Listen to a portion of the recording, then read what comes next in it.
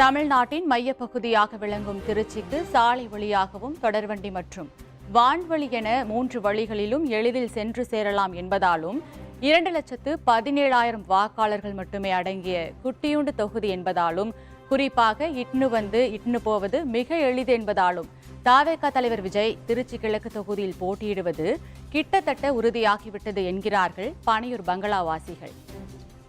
தமிழ்நாட்டின் மையப்பகுதியாக விளங்குவது திருச்சி மாநகரம். இதனால் தான் திருச்சியை தலைநகரமாக மாற்ற வேண்டும் என எம்ஜிஆர் முதல் இன்றைய சில தலைவர்கள் வரை அவ்வப்போது முழங்குவது உண்டு. மன்னராட்சி முதற்கொண்டு மக்களாட்சி காலம் வரை மாநில கட்சிகள் முதல் தேசிய கட்சிகள் வரை தங்களது கட்சி மாநாட்டை நடத்துவதும் இந்த திருச்சியில்தான். இங்கிருந்து சாலை வழியாகவும் தொடர்வண்டி மற்றும் வான்வழி என 3 வழிகளிலும் திருச்சிக்கு எளிதில் சென்று சேரலாம் என்பதுதான் இதற்கு காரணம். அந்த வகையில் திருச்சி நகரத்தின் அரசியல் கிட்னியாக கருதப்படும் திருச்சி கிழக்கு சட்டப்பேரவை தொகுதி தற்போது ஸ்டார் தொகுதியாக மாறவிருக்கிறது. சென்னை பனையூரை தலைமையிடமாக கொண்டு ஆட்சி செய்து வரும் தமிழக வெற்றி கழக தலைவர் விஜய் இங்கு போட்டியிடப் போவதுதான் இதற்கு காரணம்.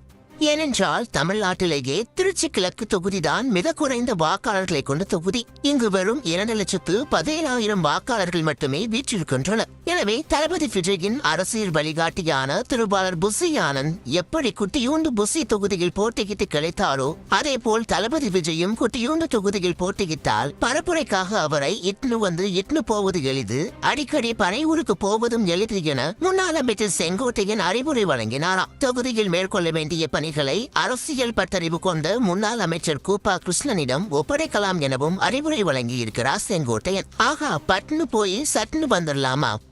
பேஷ் என ஆனந்தப்பட்ட தளபதி விஜயும் இதற்கு ஓகே சொல்லிவிட்டதாக ரீங்காரமிடுகின்றன பனையூர் வண்டுகள். இதற்கேற்ப 2 பக்கமும் ரெக்கை கட்டிக்கொண்டு கூப்பா கிருஷ்ணன் தனது தலைவருக்கான தேர்தல் பணிகளை தொடங்கிவிட்டதாக கூறப்படுகிறது. திருச்சி கிழக்கு தொகுதியின் நகர்ப்புற வாக்காளர் அமைப்பு எந்த ஒரு சாதிக்கும் பெரும்பான்மை வாக்கு வங்கி இல்லாமை சிட்டிங் எம்எல்ஏவான இனிகோ இருதயராஜ் தொகுதி பக்கம் எட்டி பார்க்காமல் இருப்பது என விஜய்க்கு சாதகமான பாகங்களை பகுமானமாக சமைத்து வெற்றி கனியை படைத்தே தீர்வது என உச்சக்கட்ட வரையில் இருக்கிறாராம் மாஜி மந்திரி கூப்பா கிருஷ்ணன். திருச்சி கிழக்கில் முஸ்லிம், கிறிஸ்துவர் மற்றும் பட்டியல் குமுக வாக்குகளை அள்ளி ஒரு அண்டாவில் போட்டால் அது சற்றேற குறைய 25 முதல் 30 விழுக்காடு தேரும். இதையெல்லாம் பாக விளங்க வேண்டும் என ஆசைப்படுகிறாராம் விஜய் அண்ணா. திமுக எம்எல்ஏவான இனிகோ இருதயராஜும் விஜய் போலவே கிறிஸ்தவர் தான். அவரிடமும் விஜயை போலவே பாரி இறைப்பதற்கு காந்தி தாள்கள் நிறைய இருக்கின்றன. இனிகோ வாசம் செய்வது நீலாங்கரை, விஜய் அண்ணா அனந்த சயனம் மேற்கொள்வது பனையூர். சென்னையில் இருந்து கொண்டு தொகுதி பக்கம் எட்டி பார்ப்பது இல்லை என்பதுதான் இனிகோ இருதயராஜ் மீது இருக்கும் குற்றச்சாட்டு.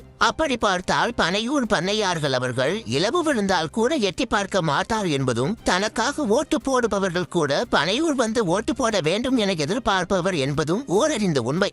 எனவே பெருமதிப்பிற்குரிய வாக்காளர் பெருமக்கள் விஜய் அண்ணாவின் விசில் சுனத்தில் ஒரு குத்துவார்களா அல்லது குத்தாமல் போவார்களா என்பதை பொறுத்திருந்துதான் பார்க்க வேண்டும். வேந்த செய்திகளுக்காக பனையூருக்கு பக்கத்தில் இருக்கும் நீலாங்கரையிலிருந்து GN நரசிம்மன்.